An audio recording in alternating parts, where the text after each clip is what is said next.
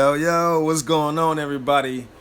Man, if y'all enjoy Marvel like I do, then you've probably, if you haven't already seen Spider-Man No Way Home, you'll probably be seeing him within the next few days. I know a lot of y'all probably focus on the Matrix, but Marvel is what it is right now. You dig me? So yeah, man, I can't wait.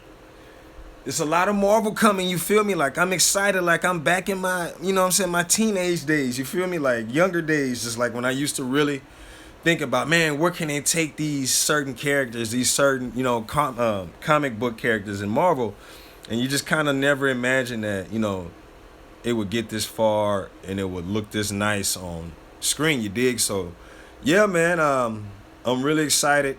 Really, I ain't gonna lie to you. I'm really ready to see this Morbius movie. I've been waiting for something in the MCU aside from the animated Spider-Man, the animated series back in '97, that really highlighted Morbius and how he came to be, because they kind of like they snubbed my boy, like in the traditionals.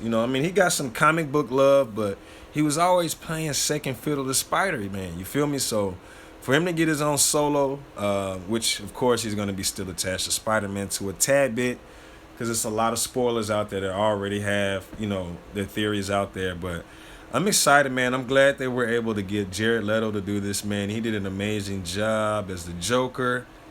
He really gets into his characters well. So, salute to the boy, Jared Leto out there. But this is going to be amazing. And then right after that, I can't wait for Mahershala Ali to do his thing in Blade. Like, Blade, the traditional Snipes version. Oh my goodness, man. As a kid growing up, like, I had to watch that movie over and over and over and over. The whole trilogy, even though 3 was kind of and 2 was kind of leaning that way, but it just made you feel proud, man. You saw a part of the Marvel storyline that you really didn't think would get brought to the MCU, to the theaters, motion pictures. So really, you can say that Blade kind of really restored Marvel back, because they had already, it was going bankrupt. They was licensing on a lot of rights to their characters to other outside parties and competitors. So Blade was that kickstart they needed.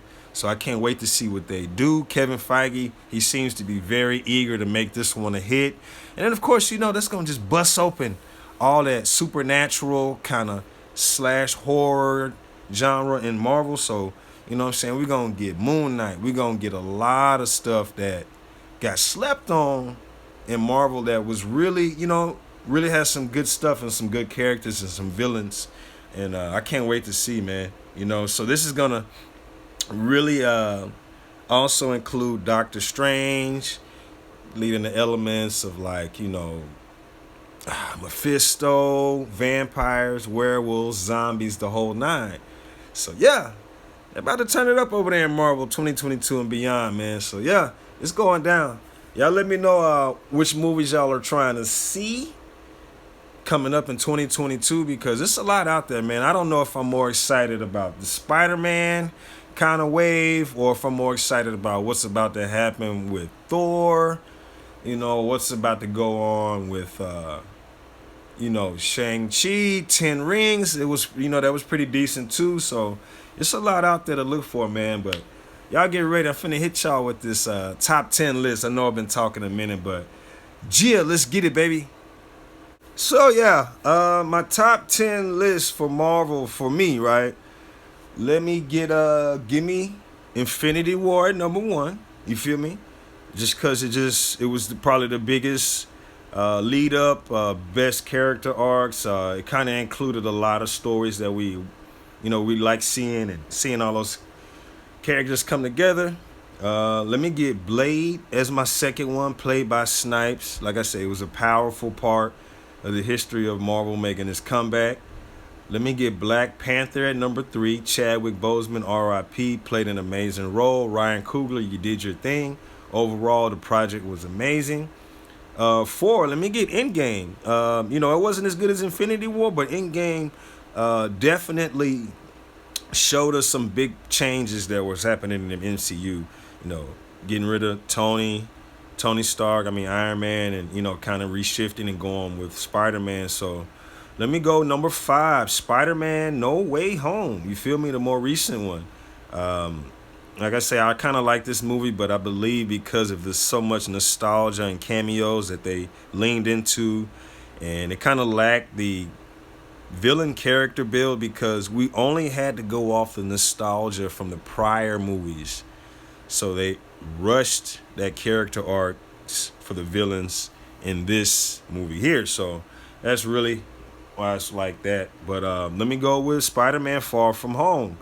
I put that right along. It was kind of like the same type, without all the visual effects and the multiverse and everything. But I really like it. Came out at a great time. I like to see how Spider-Man was coming into his own, and it was the beginning of things of change. You feel me? And then let me get number 7, Avengers: Age of Ultron. We really sleep on Ultron and the performance and the value that he brings to the MCU.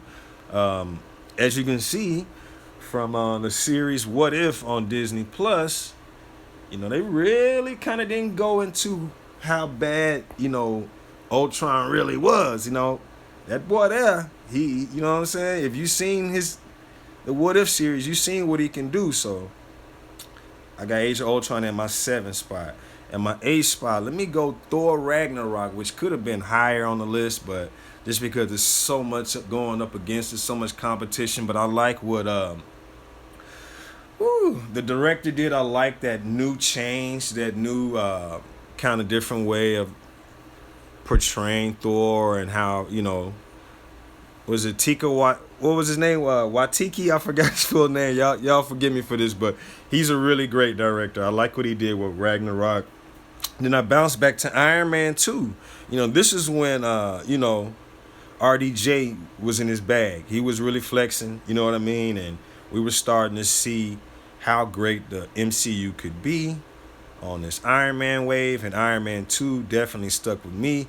I really don't have 3 up there as much, but Iron Man 2 was the thing with all the the multiple Iron Man suits coming from everywhere and everything. That was pretty good. The villain wasn't the best, but I really liked that. And then in my 10th spot, give me Doctor Strange. You feel me? Dormammu, I've come to make a bargain. I've come to bargain. You feel me? Like, if you can remember anything, you remember that, right?